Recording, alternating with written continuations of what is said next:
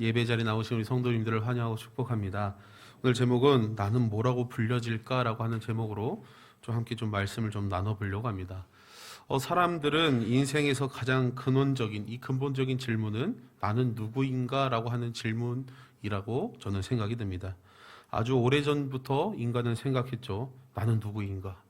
고대 그리스 이 철학가들부터 이 현대 사상가들까지 이르기까지 모든 세대, 모든 시대를 막론하여서 나는 누구인가? 라고 하는 이 질문에 명쾌하게 답을 내놓은 사람들이 많이 없는 것 같습니다. 그런데 나는 누구인가? 라고 하는 이 대답보다 더 어려운 질문과 답은 오늘 제목에도 있듯이 사람들은 나를 뭐라고 하는가? 라고 하는 것이 사실 이 사람들이 궁금해하는 근본적인 질문 같습니다. 이번 추석 연휴에 고향을 좀 다녀왔습니다. 그리고 가족들끼리 만나서 시골에 다녀왔습니다. 근데 꼭 시골길을 가다가 꼭 이런 거 있지 않습니까? 돈도 없고 시골에 내려와서 살 생각도 아닌데 괜히 물어보는 거죠. 야, 저 집 얼마일까? 저 집 얼마 정도 할까? 라고 물어봤습니다. 어른들이 그러시더라고요. 야, 저 집은 별로야. 그 옆집을 사야 돼. 그 옆집이 판다고 이야기를 한 것이 아닙니다. 저도 구매할 생각도 없고 돈도 없습니다. 그냥 가족들이 만나서 그냥 이야기하는 것이죠. 근데 물어봤습니다. 왜 옆집을 사야 됩니까? 제가 봤을 때는 제가 처음에 말한 집이 더 좋아 보이는데 하는데 어른들이 하셨던 이야기가 저는 좀 충격적이었습니다. 저 집은 행복한 집이야. 저 집은 다 잘 됐어. 저는 부동산의 가치에 대해서 또 집이 예쁜 거에 대해서 물어봤는데 어른들은 집의 가치를 그렇게 평가하더라고요. 야, 저 집은 진짜 행복한 집이야. 어른들이 무슨 이 풍수지리에 대한 이야기를 하려고 하는 것이 아니었습니다. 저 집은 아직도 시골교회 나와서 그 집안이 다 섬기고 있어.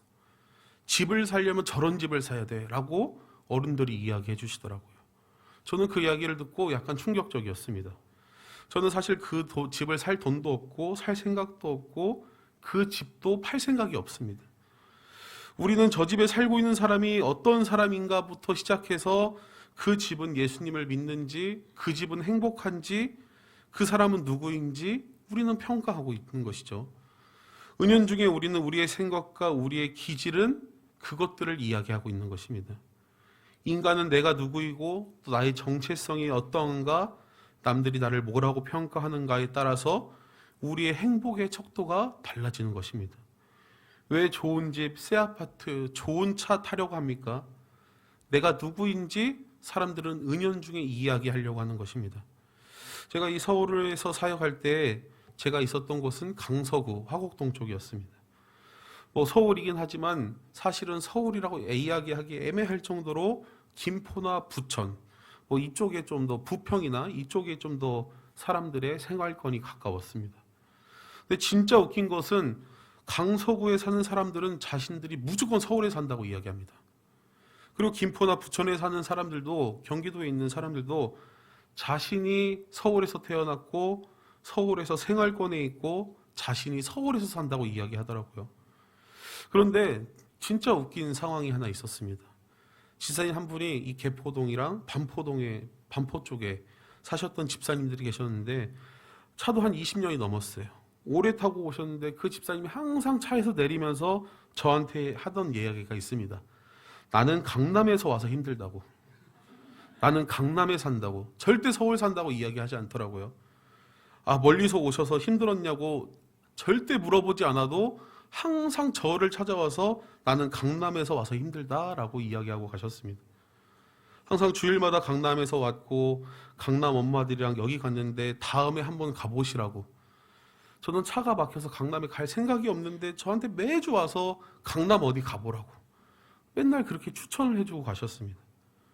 무슨 말씀을 드리려고 하냐면은 내가 누구인지 모르면은 우리는 내가 어떠한 삶을 살아가는지 자랑하려고 하고 그 불투명한 그 삶 속에서 우리는 불안감 속에서 살아가는 것입니다. 이것은 남녀노소를 막론하고 누구에게나 나의 정체성을 알지 못하면은 안정된 삶을 살아갈 수가 없는 것입니다. 조그마한 유혹이 찾아오면은 문제가 찾아오면은 그 문제 가운데에 쉽게 넘어질 수 있는 것입니다. 그런데 내가 정확하게 누구인지 아는 사람들은 아무리 큰 문제가 다가올지라도 다시 일어설 수 있는 힘이 그 가운데 있는 것입니다. 이 안데르센 동화 중에 미운 오리 새끼라고 하는 동화가 있습니다. 거위가 자신의 이 정체성을 알지 못했을 때는 항상 열등감에 빠져 있었습니다. 나는 못해. 나는 남들과 달라. 나는 남들보다 못생겼어. 끝도 없이 추락하는 인생을 사는 것이죠. 그런데 자신이 아름답고 우아한 백조라고 그 거위가 알았을 때 더 이상 자신의 정체성은 그 오리에 있지 않습니다. 자신의 정체성은 이제 우아한 백조에 있는 것이죠. 갈라디아서 5장 말씀이 바로 오늘 이 말씀을 하려고 하는 것입니다. 이 말씀을 이해하기 위해서는 갈라디아서 4장부터 시작되는 이 이신칭의에 대한 이야기를 우리가 좀 알아야 되는데, 갈라디아서 4장 17절 말씀, 우리 17절 말씀 함께 좀 읽어보도록 하겠습니다. 그들이 너희에게 대하여 열심히 내는 것은 좋은 뜻이 아니요 오직 너희를 이간시켜 너희로 그들에 대하여 열심을 내게 하려 함이라. 아멘. 우리의 의로서 예수 그리스도를 믿는 것이 아니라 예수 그리스도를 믿음으로 우리가 의롭담을 칭함을 받을 수 있다. 이 신칭의에 대한 이야기를 말씀하고 있습니다. 나의 노력과 나의 능력이 아니라 예수 십자가의 공로로 우리는 은혜를 입고 의롭다 여김을 받을 수 있다라는 것입니다. 그런데 당시 이 갈라디아 교회 이 성도들은 이 이신칭의 교리와 또 믿음을 믿고 있는 이 사람들의 불교와 율법주의자들의 대립이 갈등이 있었습니다. 요즘 이 교육부서 설교를 할 때 유치부부터 아동부, 중고등부까지 우상숭배가 무엇인가에 대해서 좀 계속해서 이야기하고 있습니다. 저번 주, 이번 주에 이런 설교를 한 적이 있습니다. 야, 이 정도는 괜찮겠지 하는 것, 다 우상숭배이다. 핸드폰 보다가 보이는 오늘의 운세, 이 정도는 괜찮겠지 하는 것, 우상숭배이다. 카페에서 장난으로 보는 타로점, 요즘에는 어른들 이 고스톱으로 운세를 안 보시죠. 옛날에 그 어른들 모여 있는데 가면 항상 이 고스톱 보고 운세를 보시더라고요. 이 정도는 괜찮겠지. 이 모든 것이 우상숭배이다. 이 모든 것이 하나님보다 더 의지하는 것 우상숭배이다라고 요즘 아이들에게 가르치고 있습니다. 율법적으로 사는 게 뭐가 문제입니까? 사실은 존경받아야 되지 않겠습니까? 더 깨끗하게 살기 위해서 노력하는 것. 그런데 하나님의 말씀보다 하나님의 뜻보다 율법이 위에 있다? 그것은 우상숭배가 되는 것입니다.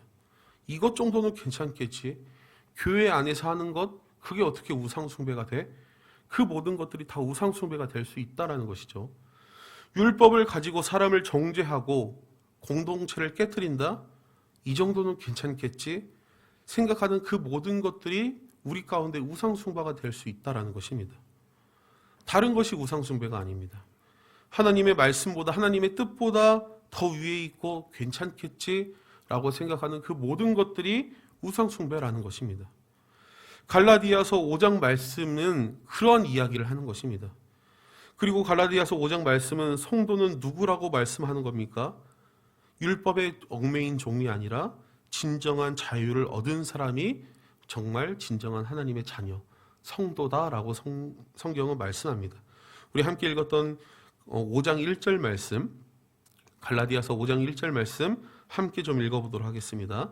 그리스도께서 우리를 자유롭게 하려고 자유를 주셨으니 그러므로 굳건하게 하셔서 다시는 종의 명예를 매지 말라. 아멘. 그리스도께서 우리를 자유롭게 하라고 자유를 주셨으니라고 성경은 말씀합니다.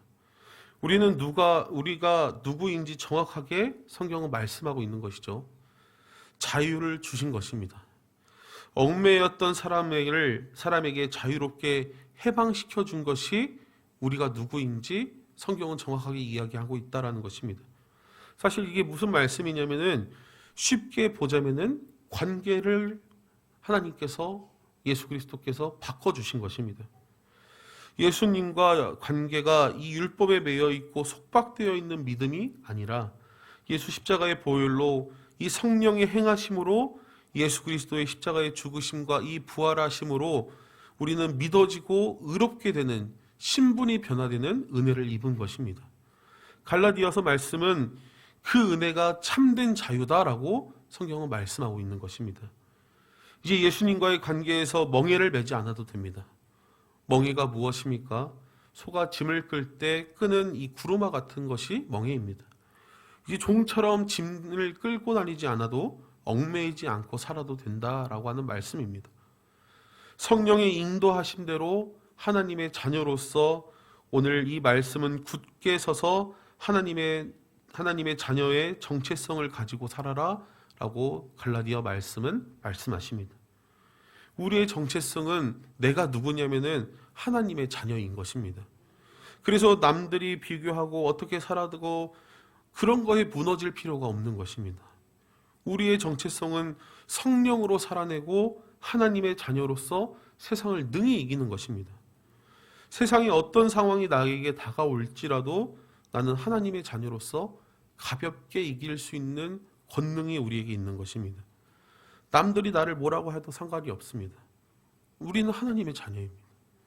성령의 능력으로 뭐든지 할 수 있는 것입니다. 예수 십자가의 보혈로 우리는 승리할 수 있는 것입니다. 사람들이 나를 뭐라고 부르든 나를 뭐라고 하든 우리는 하나님의 자녀라는 것이죠. 그래서 우리는 오늘 또 예수 그리스도 안에서 참된 자유를 가지고 행복하게 살아갈 수 있는 것입니다. 이 10월 달에는 우리 교회가 환우들이 이 수술 날짜를 잡고 장로님과 집사님 수술 날짜를 잡고 우리가 계속해서 기도하고 중보하고 있습니다. 우리 환우들을 위해서 계속 기도하고 있습니다. 우리 환우들뿐만 아니라 우리는 여러 문제와 상황들 가운데에 우리가 계속해서 날마다 문제 가운데 만나고 그 문제 가운데 갈등하고 있습니다. 그때 우리에게 필요한 것은 세상의 방법과 위로가 아닙니다. 나는 예수 그리스도의 보혈로 자유함을 얻은 하나님의 자녀라는 것을 우리가 온전히 깨닫는 것입니다. 참된 자유를 누리고 승리하는 것은 온전히 그 참 자유를 온전하게 맛봤을 때에 하나님께서 주시는 은혜입니다. 어떠한 기준과 규칙이 아닙니다. 어떠한 방법이 아닙니다. 우리는 그냥 하나님의 자녀입니다.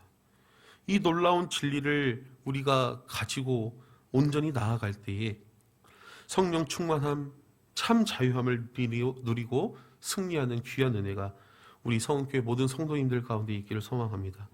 또 수술을 앞둔 우리 장로님들, 또 우리 집사님 가운데에도 하나님이 주신 놀라운 은혜로 평안함 속에서 승리하는 참 자유함이 온전하게 있는 귀한 시간들이 되기를 소망합니다.